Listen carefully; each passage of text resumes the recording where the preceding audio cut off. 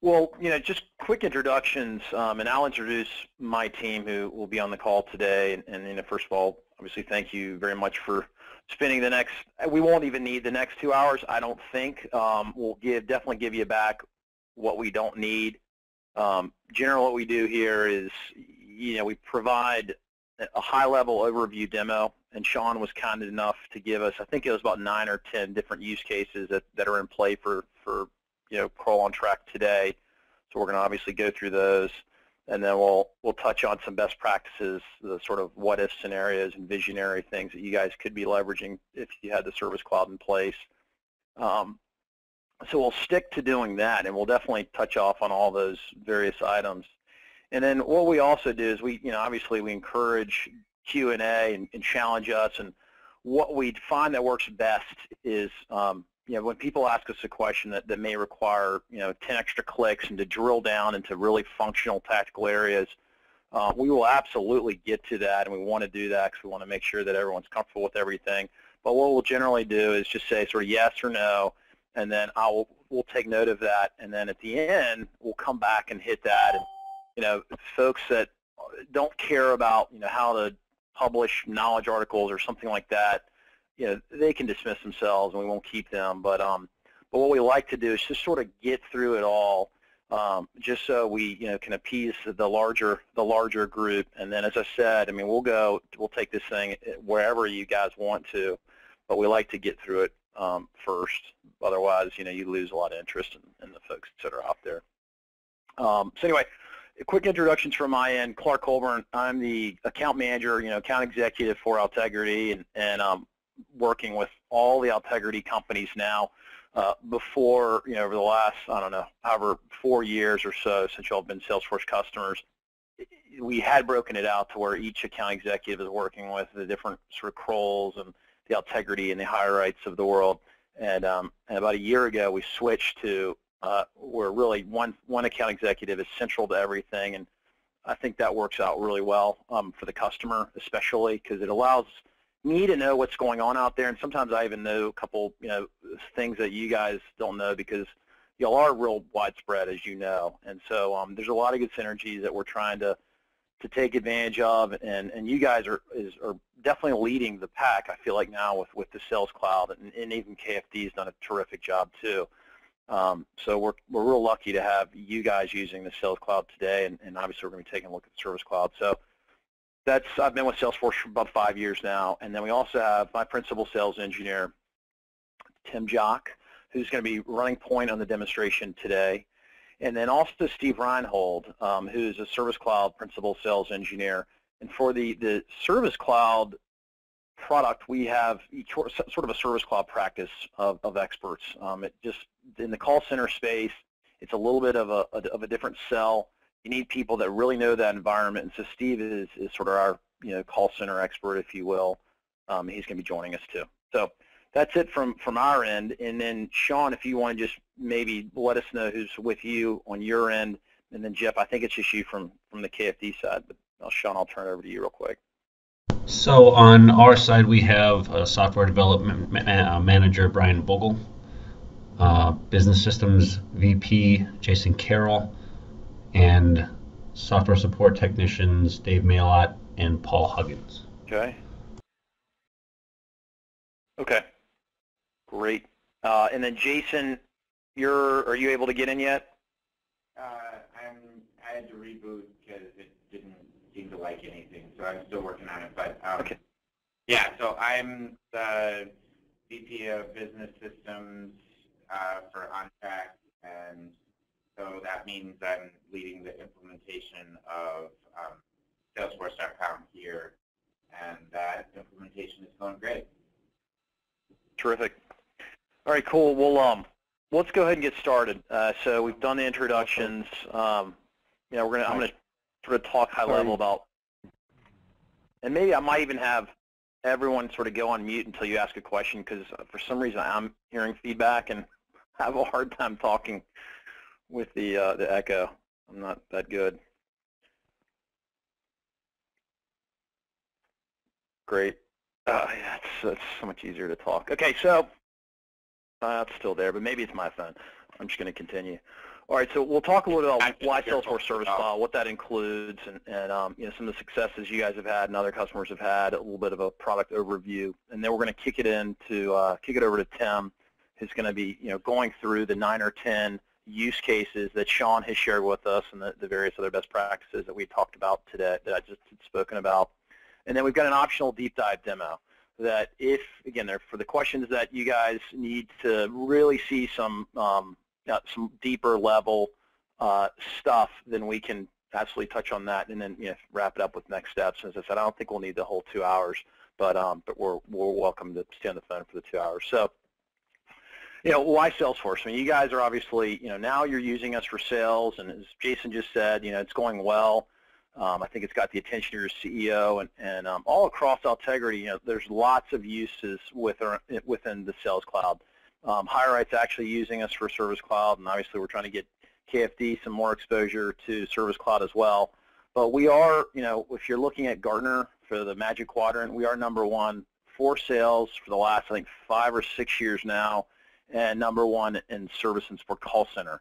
So we really are the leaders in both sort of the whole sales, service, and marketing space, and that's beneficial for companies like you guys. So because when you start to leverage this Service Cloud, and you've got Sales Cloud obviously in place, you start to build this 360 review of your customer base, right? You're doing all your sales in one place, you're doing all your marketing in one place, and then you're doing all of your customer service and support in one place.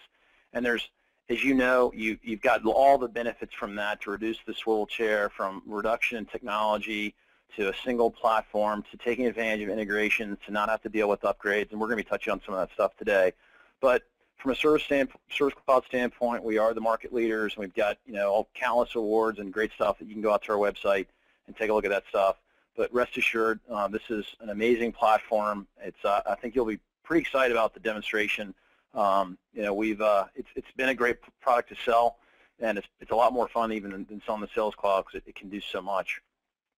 And customers are seeing from the right-hand side here just great ROI. You know, there's some amazing stories out there in the stuff that our customers are building and how they're leveraging us, and everyone's doing it a little differently. You know, you guys sort of are seeing that across the way you are leveraging your Sales Cloud and your own implementation. Kind of everyone's a little different. But one of the real key benefits that customers get out of here, like I talked about, is this 360-degree view of your customer.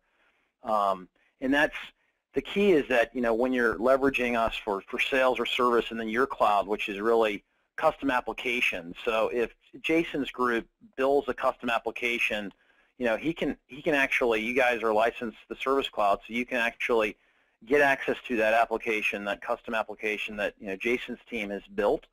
And it's just included in there, and that's you know, there's huge benefits there, and again, from the integration also. So as the Sales Cloud team builds out integrations to your back-end systems or any other system that's out there, that's completely leverageable for the Service Cloud as well. So just lots of good synergies that can happen once you start to stack these applications into sort of a single database. You know, from a KO standpoint, and really even KFD, you guys have, I mean, which is great, you know, versus some of the other technologies, and you'll have lots of technology experts across Microsoft, obviously, and probably some Oracle, and now Salesforce, and maybe a little bit of the RightNow, but you all are building out a pretty solid Salesforce practice now, and so you are able to tap those resources that you already have today, but also all across Altegrity. I mean, that's the other thing, is that you guys really are a part of a much larger organization, as you're well aware, but there are also lots of good resources and best practices that, you know, we're able to harness across Altegrity, which is hugely beneficial, we think. The last thing here, which is nice, and this is sort of an uplift, which is around this unlimited.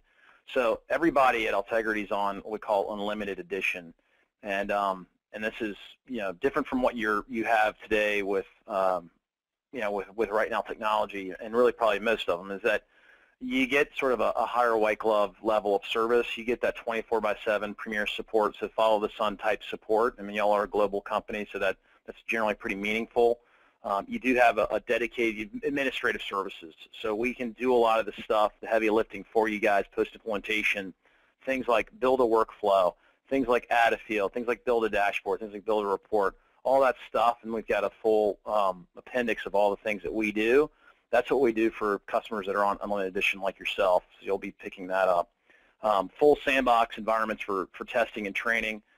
You get one full sandbox. It's a part of your org, so you guys will be sharing that, and then you get 3 config-only sandboxes and 15 dev environments. So that's also really critical, because as you start to build, test, train, QA, all that stuff, integrations, you need to have a safe place for that, so you guys have those environments that you can leverage today. Mobile access, you will get a mobile license for every license of Service Cloud that you purchase, or every license of anything that you purchase, and so that's going to be beneficial as well. For most, at least for managers, we see in the Service Cloud space. And then access to our learning management system. So we've got a huge library of tools and best practices, and system admin training, 101 development training, all that good stuff. That's all out there for you for free too. And you can actually go in there and you can custom build your own training curriculum and courses that you can give to users, which is nice. And then the last 2 components here, Customer Success Manager and Cloud Strategy Technologist, CST. Those are things that you guys get because of your investment, your spend with Salesforce. You qualify for those two resources, and those are kind of free pro bono resources that y'all can leverage to help, again, infuse best practices, to make sure adoption stays high, to help with escalations, to get you access to product managers and developers and things like that, which is really great. So you're really a part of, again, the last thing here, you're part of a giant family. If you were to move towards Service Cloud, there's just a lot of other great things to be able to leverage. And when you're trying to consider, we've polled our customers who switched from right now to Salesforce, and these are sort of the 6 top reasons of why they decided to move over to Salesforce. Some we've touched on. One of the big ones is obviously upgrades. So we put out 3 major releases a year. There is no impact to your integrations that you guys have done, or all the configurations or customizations that you guys have done. They're all protected in that metadata layer. So we do those major upgrades, and we do that because we're a multi-tenant. So you guys are on sort of a cloud version of right now. We look at that as a little more like an ASP. I mean, the upgrade is still, it's a process. You have to schedule it, and it takes resources. That stuff goes away with Salesforce. And then number 2, the big one, is the 360-degree view of your customer, which is just massive once you can start to pull in other departments and groups onto a single technology stack. Number 3, sometimes gets overlooked by our customers, but Sean, for you, I don't know if you're familiar with the AppExchange. I know Jason is, and I know Jeff is, and they can obviously talk to you a little bit more about that. But if you go to www.appexchange.com, that is sort of like our iTunes for business applications for Salesforce. They're all pre-integrated into Salesforce.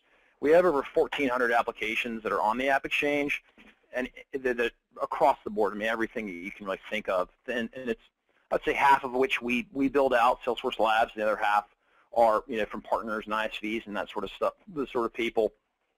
But it's a massive extension. There's things like collections out there. There's things like project management plus milestones that you should be leveraging. There's things like HR, like content management tracking, and just on and on and on of all these little applications and widgets that you can immediately embed, download, incorporate into your instance of your Service Cloud to start to eliminate Excel spreadsheets and Microsoft Access and things like that. So that's been a huge push. Pace of innovation is, that's why certainly a lot of the larger companies that have invested in Right Now, and Right Now is a very good technology, no doubt. They were ahead of us, I would say, up until about 2 years ago, for 5 years. So it's a great technology, but we definitely see ourselves as outpacing kind of them and everybody else right now. And obviously, with the acquisition of being acquired by Oracle, we see that as sort of stunning their growth. But Service Cloud is just something we're investing in, and we're real excited about the product. Number 5, flexible platform versus point solution.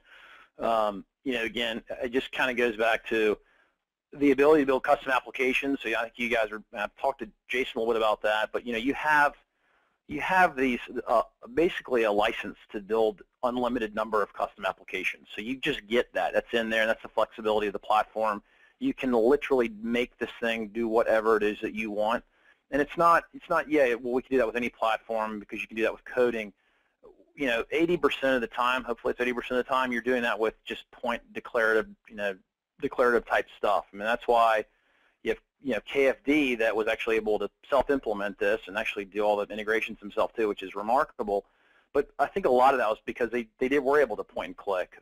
It didn't take a lot of coding because they didn't have that knowledge to begin with, so they wouldn't have known to do that. So that's the power there. And the last thing, and you guys are starting to leverage it at KO, is Chatter, which is our social enterprise technology that helps for collaboration. And then we've acquired companies like Radian6 and Buddy Media that we're weaving into both the Sales Cloud and the Service Cloud as well.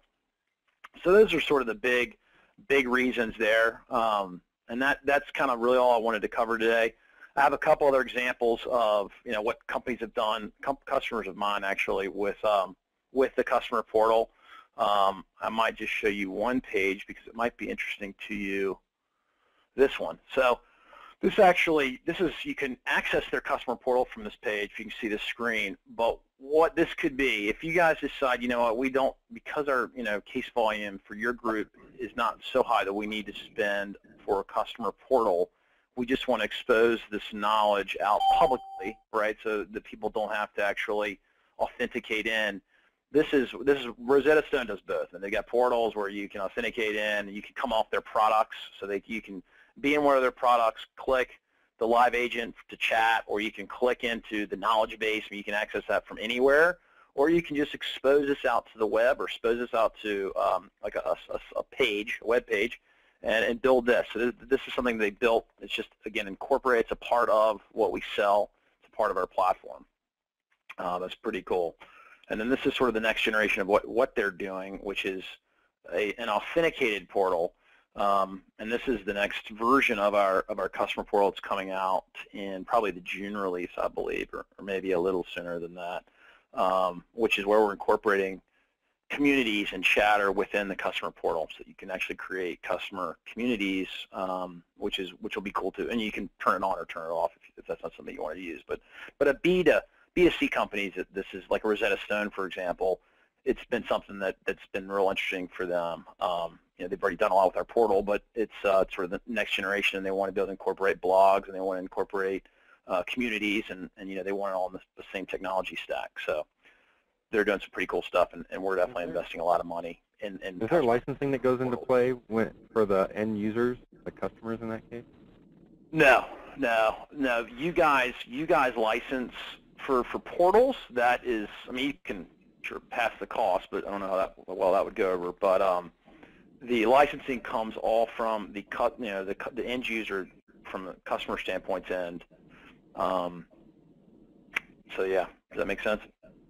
But if they're a part, no, I'm not sure. So if you have a portal that your customers can use and they're able to log in and authenticate, do you end up having to purchase like a bulk of licenses that they use, or is it just thrown in based on your instance? Is like they don't count as users in any way? If you're talking, that would be a customer portal license, and you would have to buy a customer portal license. So you basically have sort of two license types. You have your agent or manager user, which is sort of a normal Service Cloud CRM type license. And then for all your customers that need to go out there and need to view knowledge, and they need to self-help them and search knowledge and log cases and that sort of stuff, those people buy what are called a customer portal license. And there's a couple different types of that, and then kind of go over that again as well. And those are for just customers that are actually authenticating with credentials, right? Correct. That they create through the website? Yeah, yep, and authenticated, yep. So that doesn't include customers just hitting the website. They actually have to log in with their credentials, right? Correct. Yep, that's included. So we give you guys, I believe for unlimited edition, it's 1 million page views a month. And it's just called our Sites technology. And this, what we're looking at right here is, this is a Visualforce page, right? So we give you this Sites technology, and then they go in there and they drop in the branding, and they can kind of configure it the way they want. And you can expose knowledge, anyone can have, it's public, and anyone can have access to it, and there's no charge for that. It's just a part of it, a part of your, your CRM license fee. Now, in looking at that, and I don't want to get too far off track here, but when you've got the links like the live chat, that's obviously tying into your Service Cloud stuff. Yep. At that point, it's still, they're not like an official user of any kind? That doesn't count towards that? Correct. Okay. Yeah, you can have that little chat now. That can float around anywhere. Like I said, it could be on a product page. It can be on this page. It could be within your portal, in which case it would have to authenticate, and they need a portal license, a customer portal license. But you just buy a chat license, and it's unlimited chats. Okay. But this, yeah, I mean, what we'll see today, I mean, you guys can keep using your chat tool like we sort of talked about. You're going to see our chat tool today, and it would behave similarly, right? Ours is integrated with our solution, so obviously a lot less work, but you guys could have it behave a lot like how ours does with some work if you wanted to stay on your own, your own chat, the chat solution. So that's it. Any other questions around the portal piece? And we are going to, we did build, we have customer portal examples that we got where we'll show you guys as well. We'll show you how chat works and all that good stuff right now. So you said that Chatter was going to be available in the next release of this, but isn't available now? So in the next version, the next generation of customer portal, or actually all of our portal technology, we're going to be basically incorporating. We're calling it communities, but it's effectively Chatter. It's really Chatter, but we're calling it communities. And that's going to be available in the next release. It'll just come. It's just going to come naturally again, like which is one of those upgrades. It's just you're going to have that sort of functionality available to you in the spring release. So Chatter is not available now. You cannot use Chatter in a customer portal today. No. It's essentially merging together the portal technology plus Chatter. So in addition to Chatter, you get like all of that standard portal functionality that we're about to show you that you had glimpses of on the Rosetta Stone page, like the public knowledge base, your list of tickets, etc. And it's all, and then there's Chatter, exposed and on all those objects. Like here's a scenario with a particular Chatter group that's pushed out to the customer portal. So you could have groups for your products if you wanted to have that, for example. Okay. Yeah, I mean, the thing is, so we've given you guys a trial of it, and we are piloting this next version. But it's for customers, and I think they've even shut the pilot down. But I mean, I think Tim, are we going to show communities some today? I actually did not do communities because it wasn't really in scope with the use cases at hand. Okay, no, that's fine. I mean, Jason, we can give you a preview another time, and if that's something that you guys would like to be able to leverage, I mean, it's going to be included. Be coming out in a few months. That sort of thing. Yeah, we're definitely very interested in that, and that's with the kind of customer portal stuff that we're talking about, separate from the primary purpose of this call. Okay. Well, let's follow up with you on that one, and we can take down some high-level requirements. This is what we built out for Rosetta Stone. We basically took some of their requirements and put it together pretty quickly and easily, and they liked it. So great. All right. Well, Tim, let me turn it over to you.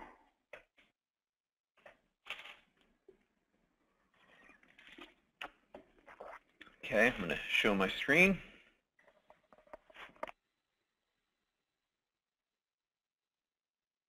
So can everybody see my screen fine? Or at least one person. Clark, since you're probably not on mute yet. Yep. Okay. All right, great. So as Clark mentioned, what I've done is I've looked at the use cases that Sean provided, not because I've created more of a logical flow. They're not necessarily in the order, but I've accounted for all the use cases in the demo flow that I'll walk you through. And I'll try to get through it, maybe pause momentarily as I get through, kind of milestones in the process and ask for questions. But what I wanted to start with is, just first by saying, we've heard a little bit about, some of the pain points that you've had. Certainly want to stress that the better searchable knowledge base that we provide. And one of the things also you have trouble with and is not supported in your current platform is the ability to take those comments that you gather around your tickets and have them automatically pushed over into your knowledge articles, or FAQs as we call them. And we'll show you how we handle that as well as that kind of 360-degree view we talked about with the kind of powerful dashboards. So what I'm going to first start with is an overview of the interface, just real briefly, because I know some of you have familiarity and some of you don't with Salesforce. And what we're specifically looking at here is probably new to your folks who've seen the Sales Cloud interfaces. This is our Service Cloud console.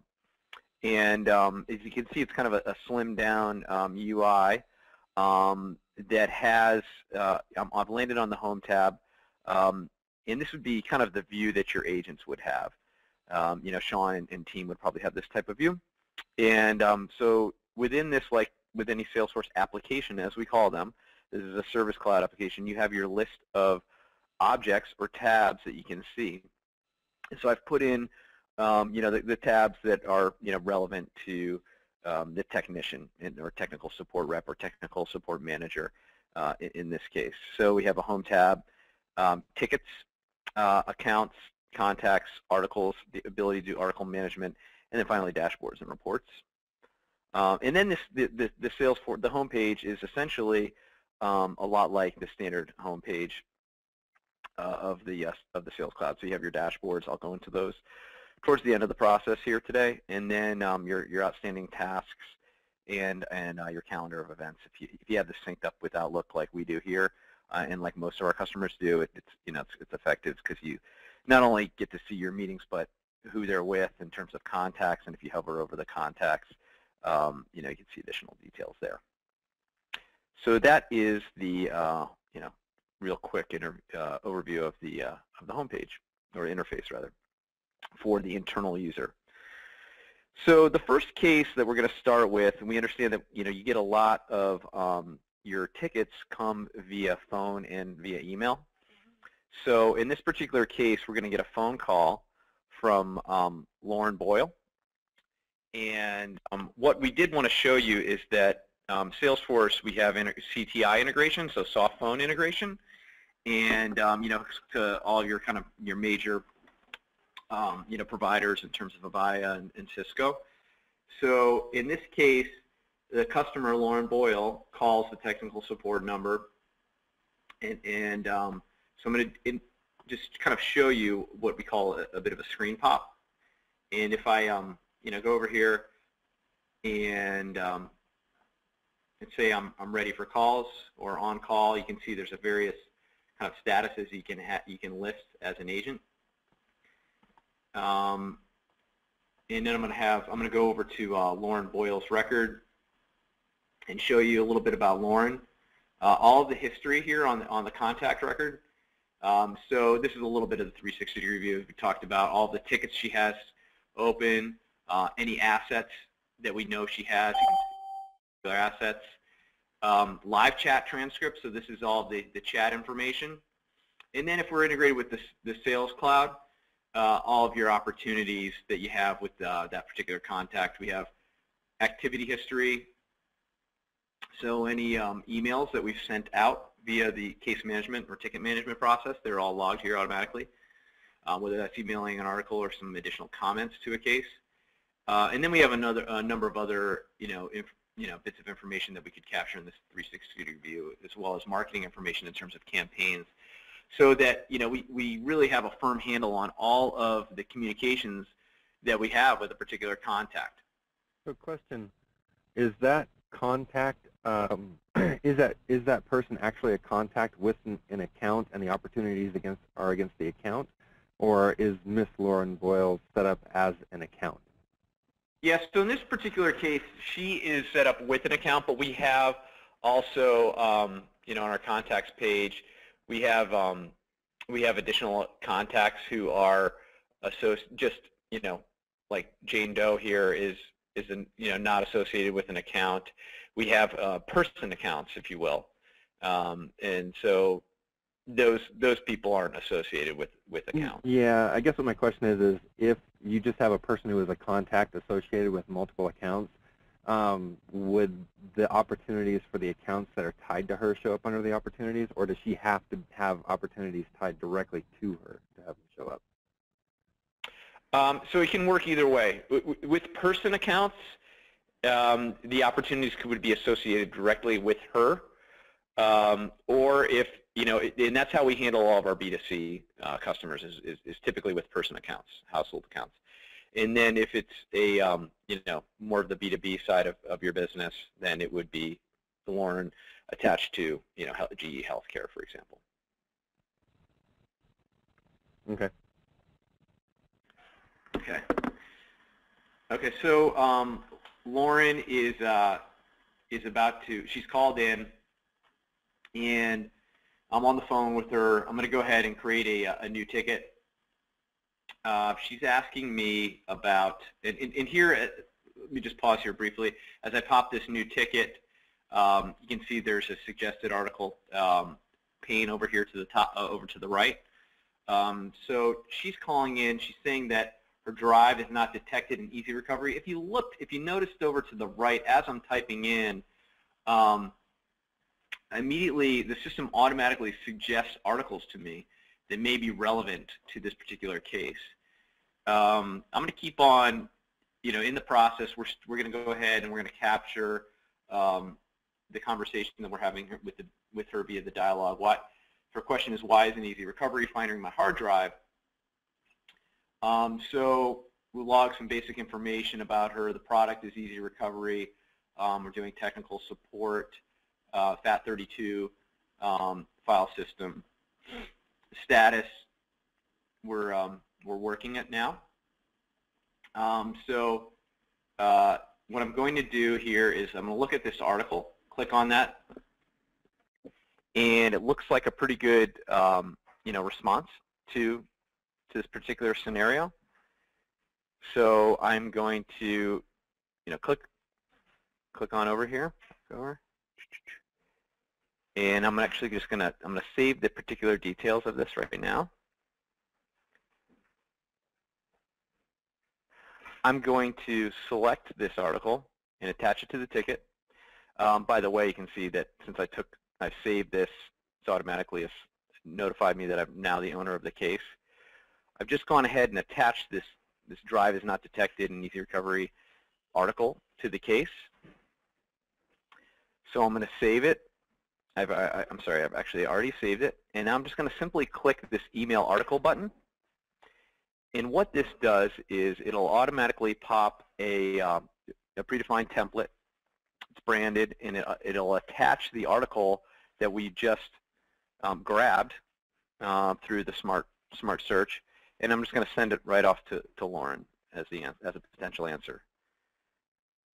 I'm going to go ahead and I'm going to update the status, say I'm now waiting on the customer. I've sent that out to Lauren, and I'm going to show you that over here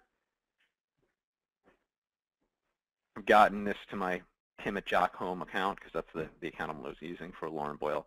Here's the received your case, blah, blah, blah. It's working. And now this just came in, the proposed answer.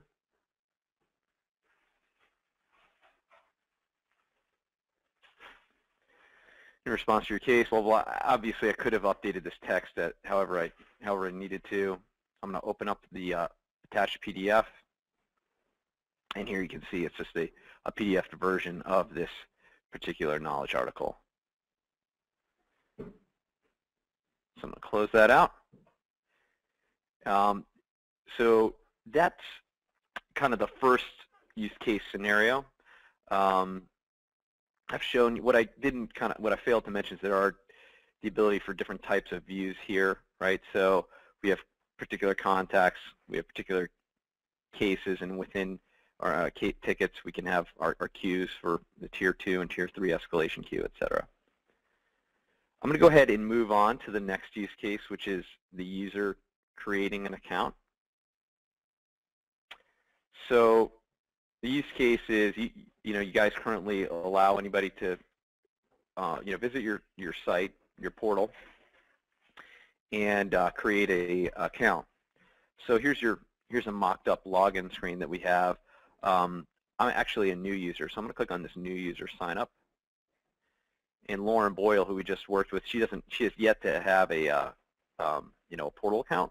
So I'm going to go ahead and create that here. Actually, let me toggle on over. I'll just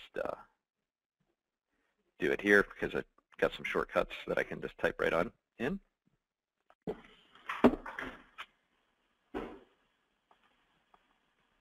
Company's optional, obviously. And I'm going to click sign up. Users registered successfully. Please refer to email for login credentials. So I'm going to go back over here, hit a refresh. Here's the corporate support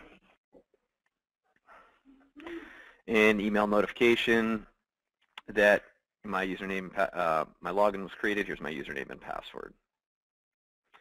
So it's really that simple. Just so you know, we have a standard new user registration form. This was just slightly edited in terms of formatting with a little bit of CSS. So maybe an hour or two worth of work to take it beyond the kind of standard out of the box look. So the next scenario we have is that we're going to go in. Lauren's going to log into the portal and create a case.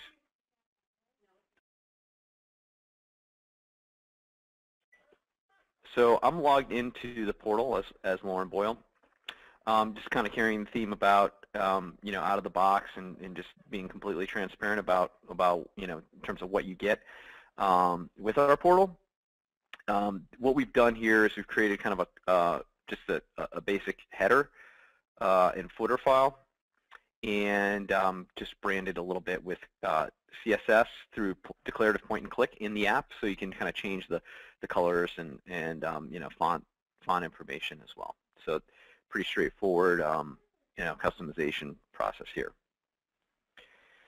So I'm logged in as Lauren. What we ideally want them to do, we understand it's not as simple, in your case in terms of self-service. Ideally, any call center strives for call deflection and self-service. As you can see, we have, just a few of the objects exposed out here. We have tickets, we have articles, and we have ideas. A little custom branding, and then we have, your assets, Lauren's assets, I should say, registered products, recent cases, popular ideas, as well as most viewed articles. So these are the most popular articles. If I click into one of them, here's a particular article for NTFS. As a matter of fact, I'm just going to go in and I'm going to do a search for an NTFS hard drive partition recovery issue, and click search. Sure enough, that article that we just clicked into pops here. You can see you have some sorting that you can do, standard stuff you can apply, whatever columns as an end user that you want to see in your search results. There is some additional filtering as well. So I realize at this point in time you guys really only use FAQs, as you call them, in terms of article types, but you can have different types of articles and filter that way as well. We can also do filtering based on the products. So I've customized this product list to show specific product families, so data recovery, disk manager, easy recovery, power controls, and the particular articles that are under each of those. And I realize some of these results may not be accurate, just kind of showing what's possible. So she self-serviced in that particular scenario and found the answer to via that knowledge article. But I'm going to do another article search, this time for an easy recovery issue. So easy recovery, the issue is that easy recovery is failing to run from the website. I run another search. I don't see anything in there that matches my needs. So I'm going to open up a ticket. So I click on the Tickets tab. Here's the most recent tickets. Again, they have views like we had as the internal agent. Obviously, they'd be skinnied down a little bit. I'm going to create a new ticket. And just give a little bit of details about, you know, that I'm on Windows 7, running Firefox. Actually, let's make it a little more interesting. We'll make it Mac.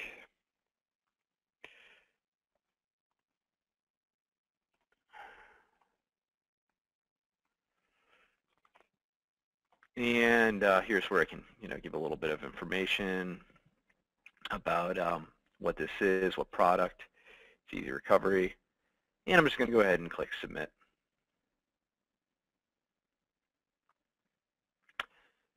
So the ticket was opened. I'll get an email confirmation as well. And just show you that here. Here it is, support team. Thank you for submitting a case. And, you know, pretty standard stuff there. I'm going to swivel on over and wear the hat of the agent. So as an... Hey, Tim? Yeah. So this was all done while the user was logged into the customer portal with the credentials that they created, right? So in this particular case, yeah, I was logged in. We do have the idea of a public knowledge base as well. So you can, in fact, that kind of the view that Clark showed you of Rosetta Stone before, that's all public facing. There's a point at which, you know, it really depends on your process flow and needs where, you know, you may want them to log in so you can garner a bit more information about them to service them. But no, so yeah, I was logged in, but you know, we could have this as a public knowledge base as well. Okay.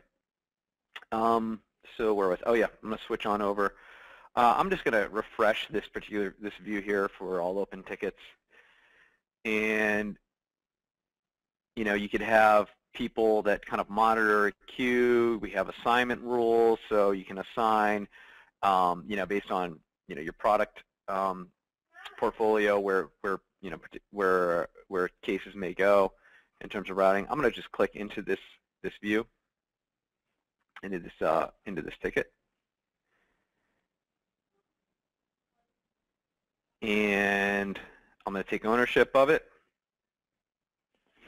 You could assign this, as you can see here, to someone else and send a notification email. So if Sean goes in as the manager and wants to, you know, reassign this to someone on his team, he can do this as well. Click Save. So I've taken ownership. I'm going to look at this, and this goes a little bit beyond my scope. I'm not familiar with the Mac OS, and you know, I'm going to look, you know, the article that I look at, it'll say that, you know, here, Standos installing Windows on my laptop, blah blah blah. You know, I can look up and look into the article. It only has answers for Windows, so. The point is we need to escalate this to product management. So I'm gonna escalate this. I'm gonna put a note into the comments to the product management team.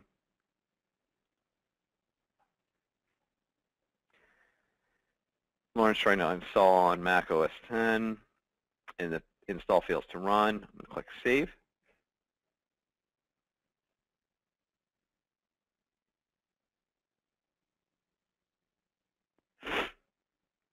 So automatically you can see that by clicking just the escalated status rather, it goes to the tier 3 queue.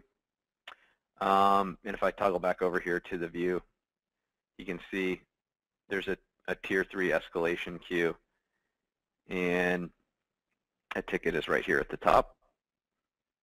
So tier 3 could in turn go in and work that ticket. Another scenario, and that's ideally, you know, that when you have all of your tier 3 in, having some form of a Salesforce.com license. We understand that your process today does require the need to forward an incident onto your, to your PM team that did not have licenses currently. So I'm going to segue on over into that scenario. So they got this ticket, and they need to send this to someone outside of the system. So I'm just going to hover over the emails related list. As we have these related lists on the contact record, we have them on the ticket record. So there's ticket comments, and there's articles. As you saw before, I had attached one to the previous case, and then there's emails. So let's just simply click on send an email. So I'm going to send this to myself, but also send it to a non-user. And you would simply just do that by clicking in that non-user's email address. And I'm going to do tim@jockhome.com, who's a non-user. I could send it to any of you guys right now as well. If I remember Sean's email off the top of my head, I could do that too. Hopefully I type it in correctly. And so I'm just going to grab a, I'm actually going to select a template here. Here's a ticket forward template. So we have these email templates I mentioned before. The benefit of having those is they're essentially little mail merge files, so you can grab any details about the case, and they were populated into here. So here's the details of the question and the product, the type, and the NTFS detail as well. You can map over any and all fields from the case or from the contact record as well. So I'm going to add some additional text in here to Tim, who I'm sending this to, or Sean, just below the standard stuff. Let's say Tim and Sean. Please review this ticket and reply to me ASAP. Lauren's trying to install a Mac, blah, blah, blah. And finally, just click send. And so you can see that that's immediately logged here and sent to tim@jockhome.com. And so I'll pop on over, and I got a new email. Oh, that's not it. Here it is. Here's the forwarded ticket. You can see here's all the details of it. In a perfect world, this is all happening within the system, but we understand that there's an offline process that includes an external system where you're publishing, where they're working off of a SharePoint instance. We'll get the details back from them offline, and we will kind of work this case through to fruition from that process. Hey Tim, yeah. Can you hover over one of those links at the top? I'm just kind of wondering if we can copy out of those links. Yeah, sure can. You just would hover over and go copy, boom. Yeah, and you can literally screen scrape if you wanted to as well. All right, great. So I'm going to swivel back on over and wear the hat of Lauren Boyle. I'm going to go back in here, and so you can see there's recent cases here. In an ideal world, she's probably just going to work off of her home page, drill back into this case, and she can see all of the details of what's going on here as we work the case internally. So not only any of the information she put in here, the commentary that you choose to expose out to them, including the email. So you can see that this email has been forwarded and escalated internally. Status shows it's escalated. Here's the additional email detail. Here's the ticket history. So this is a bit of an audit trail. So you can choose which fields again that you want to have show updates on.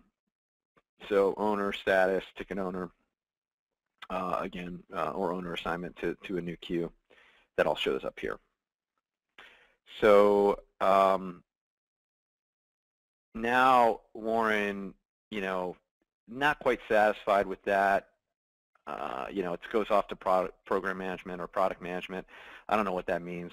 I'm going to take a little proactive stance and ask to have a conference call scheduled so we can go over this scenario.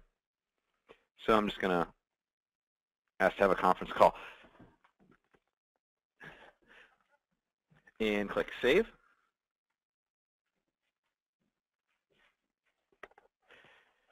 And that'll fire off an email here shortly to me as the ticket owner.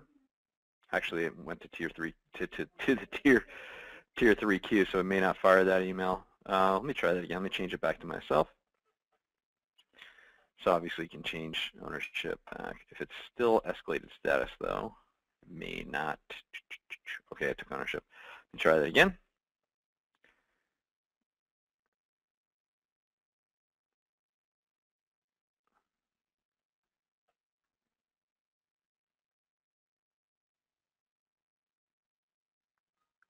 Sure enough, Lauren Boyles added a comment to the ticket.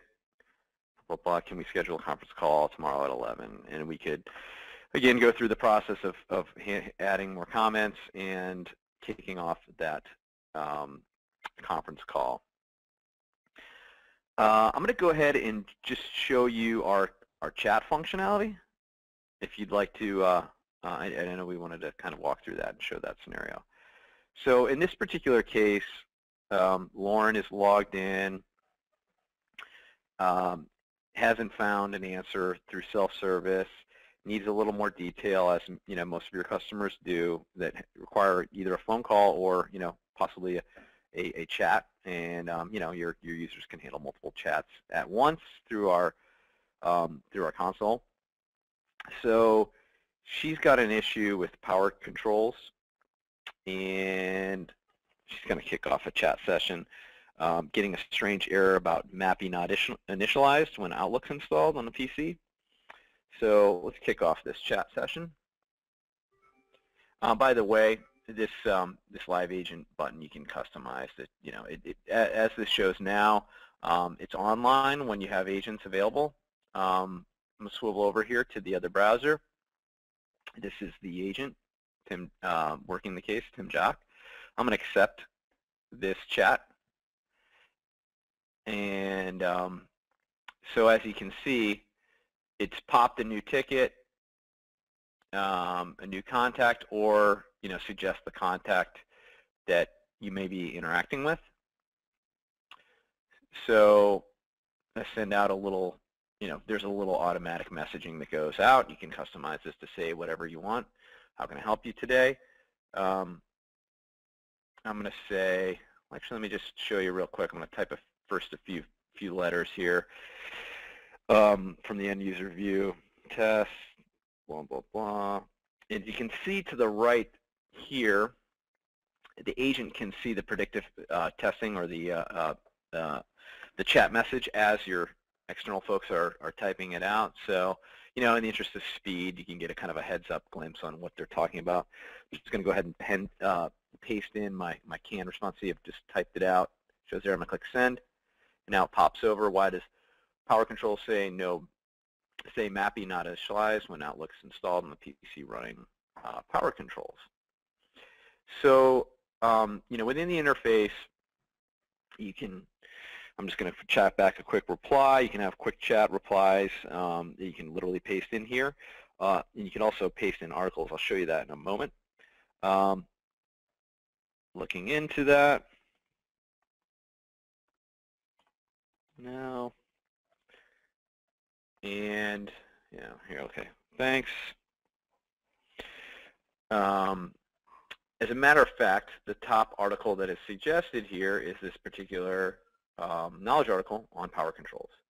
If I click this little plus sign, it pops the details of that knowledge article into the chat message.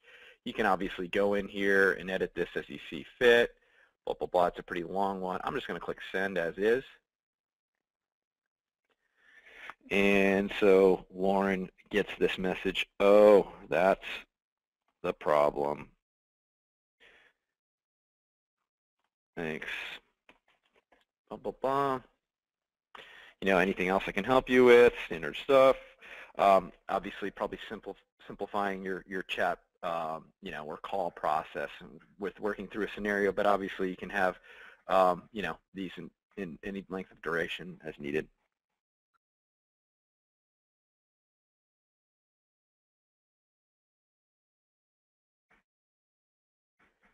So the articles can be suggested. This one just had. Yeah, this is just the most recent article list.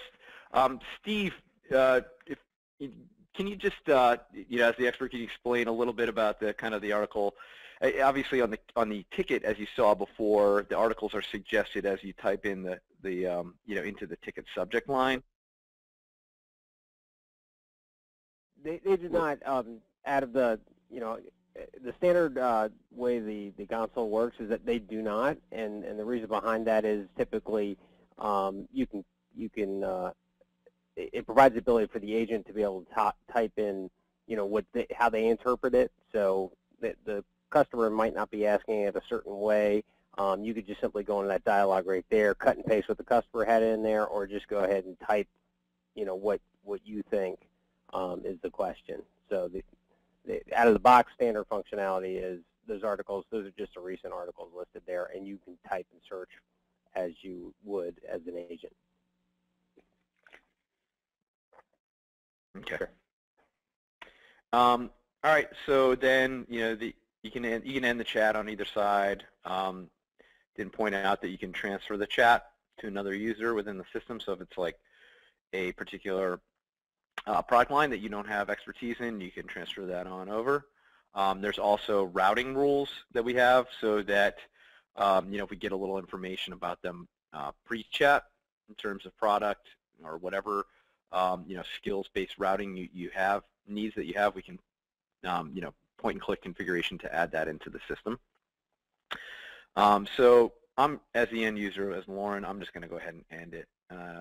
There's a save chat button here, so if I want to get the details of that transcript, save it, I'm going to do so, or just open it right on up and you can see all the details of that particular chat. That is all. The live chat transcripts are also logged to the system, so you can report off of that. So slice and dice and see trending and do any analysis that you would want to on the details of chats. I'll show you that in our dashboards in a moment. All right, I'm going to go ahead and move on to the next scenario, unless there's any questions about that one. Close out of chat.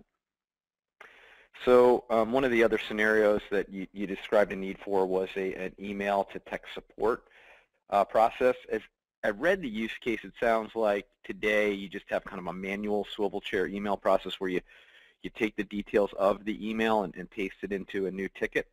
Up at Salesforce, we have an email to case functionality where you can have email aliases and distribute those out to your customers or publish them on your portal. Hey Tim, can you just repeat what you just said? I think there may be some confusion in regard to the way this scenario works. Yeah, so it looks like you may either get emails into inboxes and then have to paste the details of those. Yeah, no, that's not the case at all. Oh, okay. So you do get the email to case right into the system? Yeah. Okay. All right. Fair enough. So it's a similar functionality here. We can, I'm Lauren Boyle, and I want to submit a ticket via email. So we have this long, email string here, which can be masked through a simple, it could be at, as short as @ko.com or support@ko.com or whatever your alias may be. I need, in this case, she needs to uninstall the Disk Manager's dynamic drive overlay and is struggling with that. So we're going to submit an email to support and show you how that works.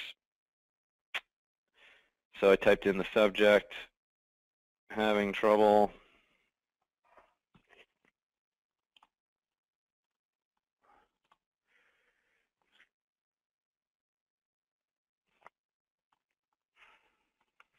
and just click send.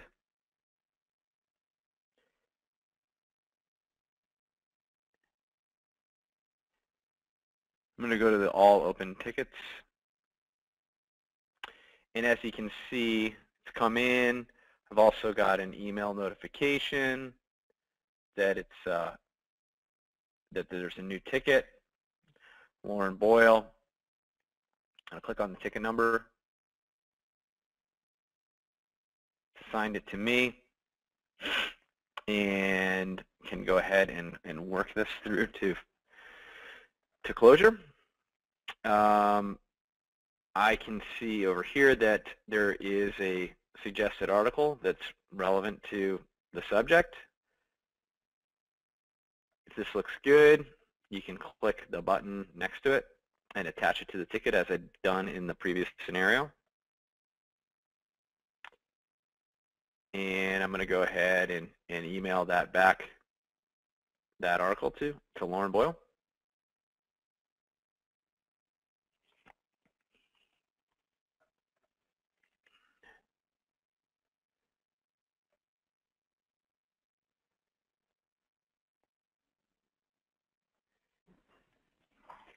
And click send.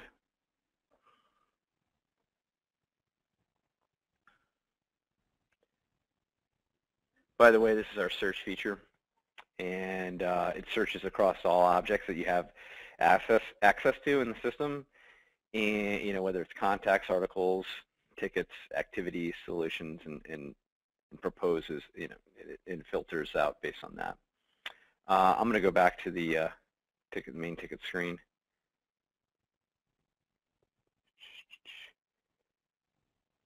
This is the same one I was just working with. It's not come into the system yet.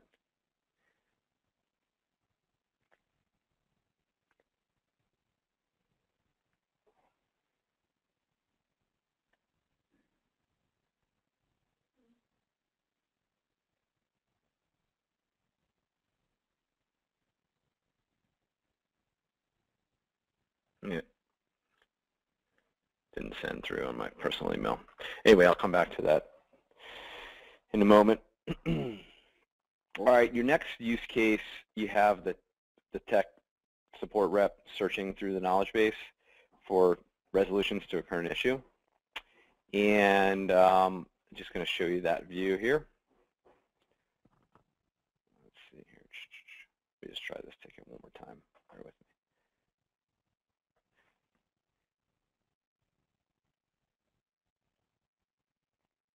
Go over to articles. And I'm looking for solutions to limitations of the Easy Recovery Professional Trial. So, Tim, does it search not only the title of the article, but the body as well, and whatever else is in it? Yeah, exactly. So it searches, if we do a full index search of any of the fields that you add to a particular article. And so, Steve, it's a true statement to say that any field that you add to the knowledge article base, it becomes searchable and indexed in that search functionality, correct? Yes, yeah, all fields, and you create article types, and all the fields that you create in that article type, it does a full text search, full text indexing of all the fields in there, as well as if you can have file attachments, it'll do a full text search of the actual attachment as well. So. Does it search closed tickets as well? Well, it doesn't search closed tickets, but in fact, in the next scenario or two scenarios from now, I was going to show you how when you close a ticket, you have the option to create a knowledge article from that closed ticket. So I'll kind of speed along here. I think I showed you some of this functionality, how we have some additional filtering that you can do, based on products, support options, product versions, and article types, as Steve mentioned before. And let me show you the. I will show you that closed ticket scenario. So I'm going to go back to case, our ticket. Going to go to this EC recovery fails to install. And so there's some commentary about this. I'm going to go in and add another comment and just say test knowledge article, save. You can close the ticket a couple of different ways. So you can work through it here and just simply click closed, or click on the close ticket button. And when I say close, this came from the portal. There's some additional details that you can have here, fields that you may want to capture, call response time. This can automatically be calculated. Product details, notify the contact. You can save it, or you can save it and create a knowledge article. So I'm going to save it and create the knowledge article from it.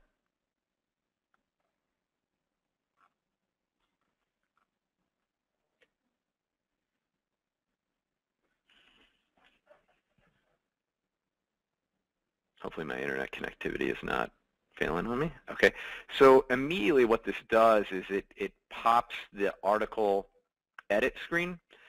So we've captured the title or the question and the summary, product details. We didn't specify any of this. This is the article. It automatically maps to Easy Recovery based on product little logic in there.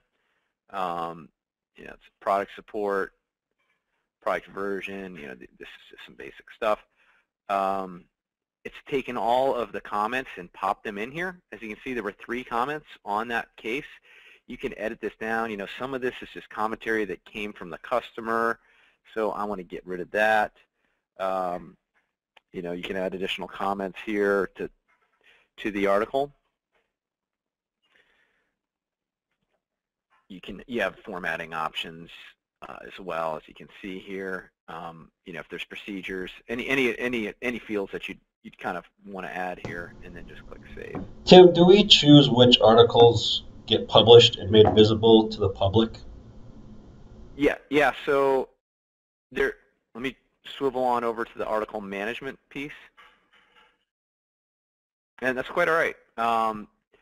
Here's typically, this is Steve. Just typically, your agents might save draft articles. Those aren't necessarily published out. They go into kind of your knowledge life cycle, and then these could show up as draft articles assigned to a particular person to go ahead and okay them, put them through a process, which Tim is showing now. Right. So this is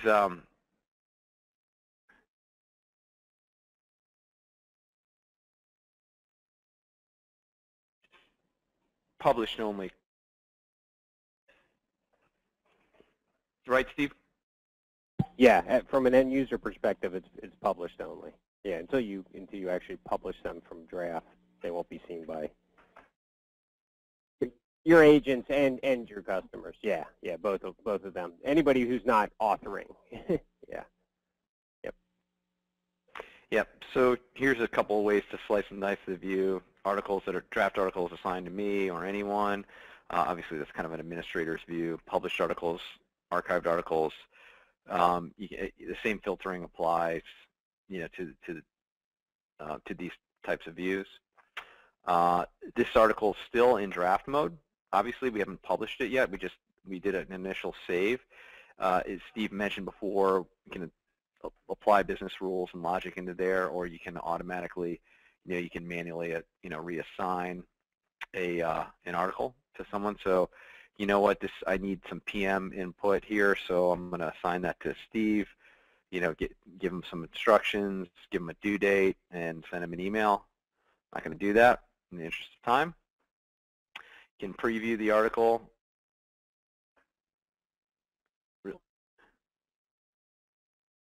So once the article is published and created, do we have the ability to go back and edit the article itself? Yeah, Steve, do you mind? Yeah, go ahead and hit edit, Tim, on one of those. Yep. Yeah, absolutely. You have control over the channel. So when you go, Here. this is the edit area.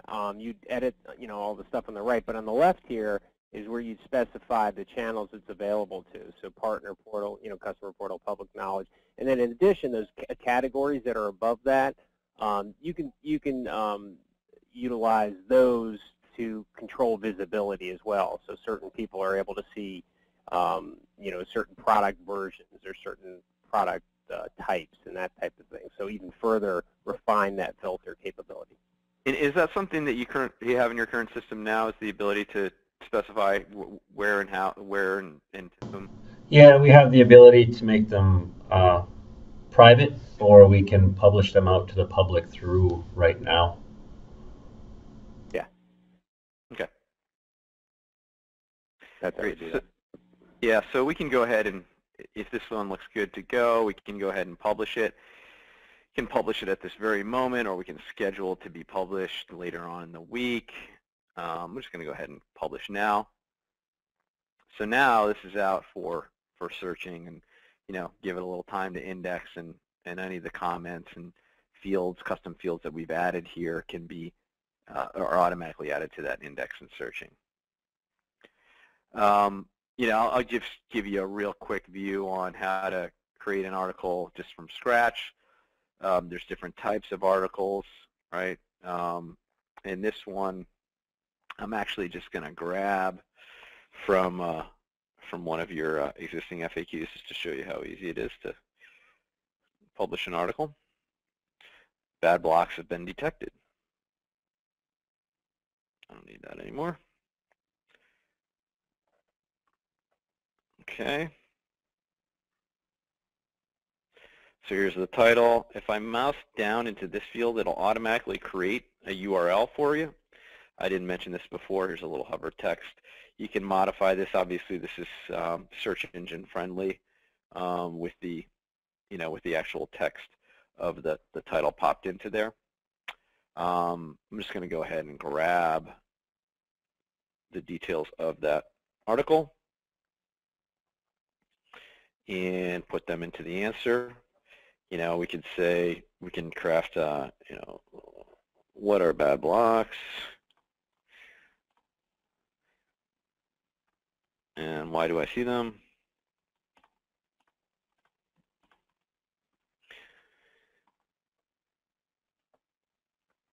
You can put a little summary in here, blah, blah, blah. Any other fields that you'd, again, you could define here. I'm going to save. Again, you could reassign here, kind of go through that same process, or just publish it on out from this perspective as well. Make sense?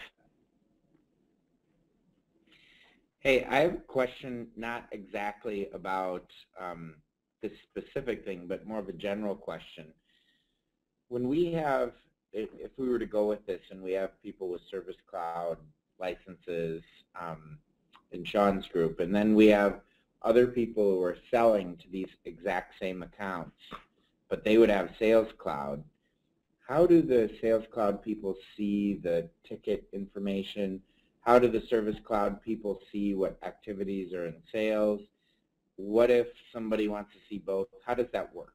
Yeah, so that's really based on profiles, right? I mean, it's all, all the data is there, right? And you define via the profiles, and you can, that at its core, Salesforce is a sales and service tool, and so you could have, at the minimum 2 profiles, a sales rep profile and a service, rep profile, and get into there and define all of which all that they can see and access in the tool. So where a support rep has a really robust view of tickets and all the details about a ticket, if a sales rep clicked in a ticket, we probably only want them to see about 5 or 6 fields, and that would all be handled on a profile and a page layout. And that same thing would apply to a particular contact record. So if I go to Lauren Boyle's contact record, a Yeah, so this is the support rep's view, right? It sees all these details about assets and tickets and chat transcripts. That the salesperson, through profiles and page layouts, would probably, they wouldn't want to see all the live chat details and maybe not even, some of these other details about email articles and entitlements. They'd probably see opportunities and more information about the opportunities and sales-specific data on the contact record screen itself. Does that make sense? Yeah, it makes sense. That's a good answer. I wonder also, so as we're purchasing these licenses for these user seats, does that mean that every user that we purchase has access to everything that we want to grant them access to, or is it extra money to have people able to view both tickets and opportunities? No extra fee. So as long as they have a Service Cloud license or a Sales Cloud license, it's included. Yeah. So specifically, the Sales Cloud license comes with the ticket. The tickets or cases, as we call them, out of the box, is standard within that license. Tim, why don't you click on GE Healthcare and then just show them the hover link. So, obviously we use our own product. So I, as an account executive, I go to the account page and I can see everything everyone and everything that's going on with my customer. So up top, you've got all the cases, all the opportunities, all the activities, all that stuff, and that's again, that's just the view. So if a salesperson has a big opportunity, he wants to know what sort of cases are happening within his account, whether it's finance or whether it's support or what have you, and vice versa. If you're in support, if there's a major opportunity, it's kind of good to have that visibility, or good to have the activity history, so you can see what sort of conversations have actually happened with that customer, so that everyone's a little smarter when they're talking to their customer. So as I asked the question before, you answered with more words than I was looking for, and I wasn't sure if that was a caveat that meant sometimes.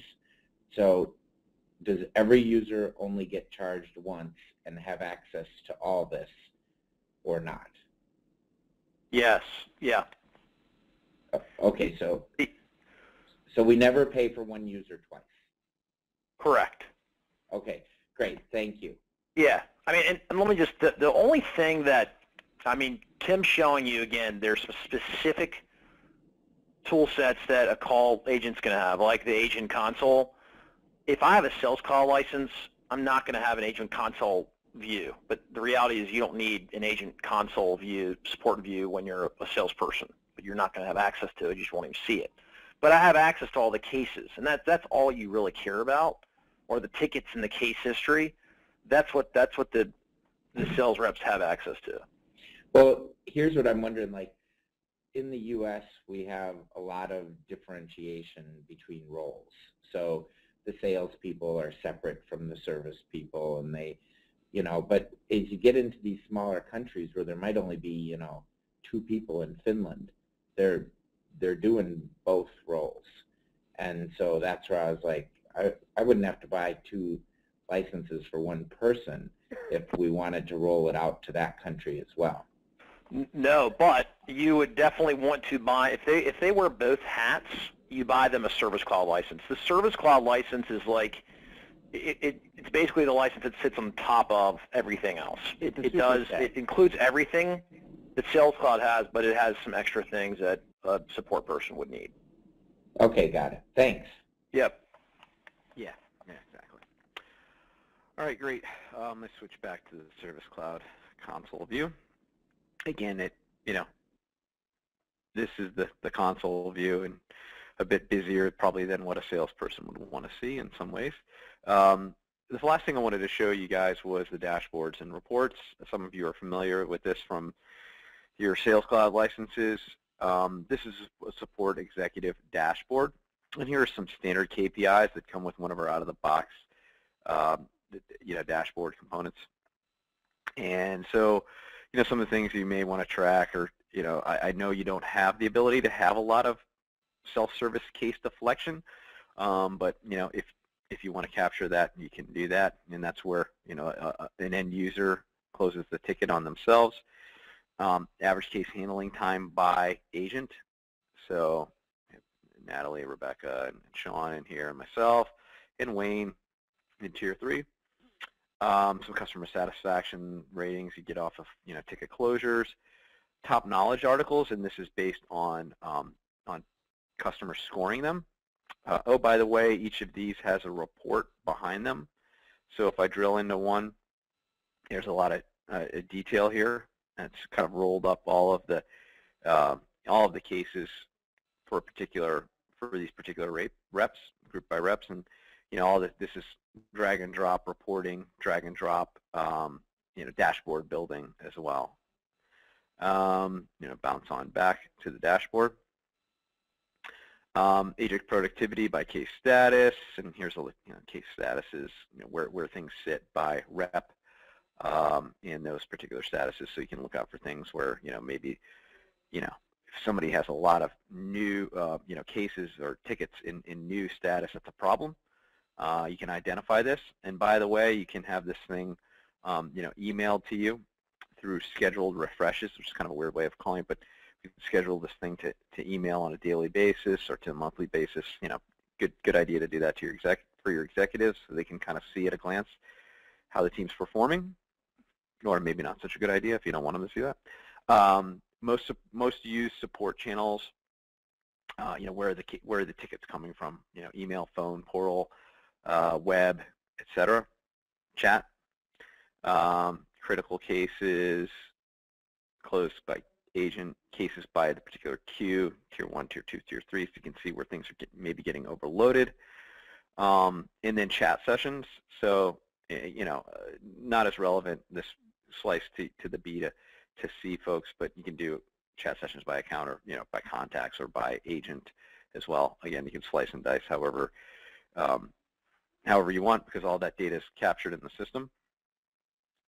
And then, you know, some additional agent productivity things, you know, average number of cases, and you know, again, more details and first call closes. Anything else you'd want to see around the dashboards and reporting capabilities?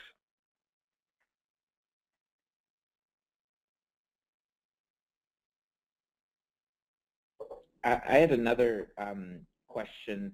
As I look at the interface that you're showing here, it looks really similar to the Sales Cloud stuff that we have, except for one thing.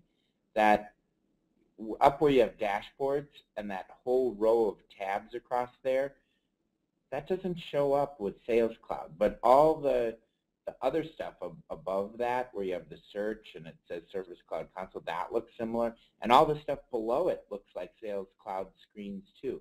It's just that one stripe. Is it because you're on a different version, or is that something specific to Service Cloud, or why is that different from what? Yeah, it's essentially is the Service Cloud license, right?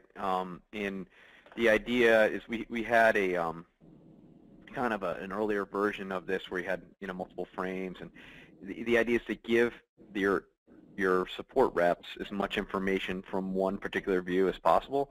So you can kind of specify what you want to show up in here, but the standard scenario is you want to be able to have folks get suggested articles based on the subject or the criteria of a particular ticket. So at a minimum, there's that. Again, we had the kind of the CTI scenario as well. So, you know, if you want to, you know, bounce out and pop a phone call over to Lauren Boyle, there's these additional menu items down here at the bottom. It's kind of what I'm getting to. So if you want to do click to dial, we can do that here, and it automatically pops that call. I'm not hooked up to a CTI now or cell phone, but you know, this is the call simulator here, and we can put the details about the call notes, and those are all captured here in the system. You know, in addition, on the Service Cloud, there's the live agent, and then some of these additional things for popping over to dashboards at a glance. Steve, anything you kind of want to more succinctly add about? Yeah, I was just gonna add. Yeah, you totally hit it on the head. This is the Service Cloud console, and your question hit it on the head. It's a slightly different interface, but the design of it is to allow for, it's optimized for agents like in a call center. So as a call comes in and I'm working a ticket for somebody, I might get another call and another ticket, and you see how it pops those tabs across the top. I could be working with Lauren on a ticket, and then I could be working a chat with somebody else. I could be working, then another phone call comes in from, a consumer. I pull that consumer up, and I have this interface that allows me to pop in and out very easily of these different issues that I'm working, or accounts or contacts that I'm working. So that's kind of the key design difference between the Service Cloud console and then your standard view, which allows you, you can work on one thing and then pop another, but this is optimized so that you have everything kind of in one place, and you can kind of click around very quickly. There's also side panels that can be accessed in this real estate, which we're not showing so much. We're showing the articles on the right. They can be contextual, and like in this case, I'm searching a subject and the articles are filtering on the right. I could have another panel pop on the left with offers that I should offer this customer. So it's an optimized interface. Yeah, okay, thanks. Sure. Any other questions, whether they're related to any scenario that we covered today? So there's a link in the email notifications that you get through Service Cloud. Are you able to access that from mobile devices as well? Yeah, you sure can. So our mobile is we're now HTML5 compliant. So literally any modern device, whether it's an iPad, iPhone, BlackBerry, Android, basically you have a browser, you can hit your a mobile version of the interface. It's not going to be the Service Cloud console, though. Obviously, not on such a small form factor for a mobile device. Yeah, and just so a little experience that we've had with the Sales Cloud stuff, we are rolling it out for iPads as well, and Salesforce does put out iPad-specific app for free, but we found that the functionality was too limited, and it really isn't that bad just going into the straight website from the iPad. So we just are recommending that our salespeople use the website, and that works great. Then for the mobile phones that have a much smaller screen, we really haven't put out a specific recommendation on what solution they should use for that. They could go right to the website, but we haven't made like M.dot little screens that are optimized for that size screen. Does that make sense, guys? The iPhone mobile client works really well, though. If you've ever used just the standard, one you can download right from the App Store, it works great. And the UI's, I think UI's pretty good.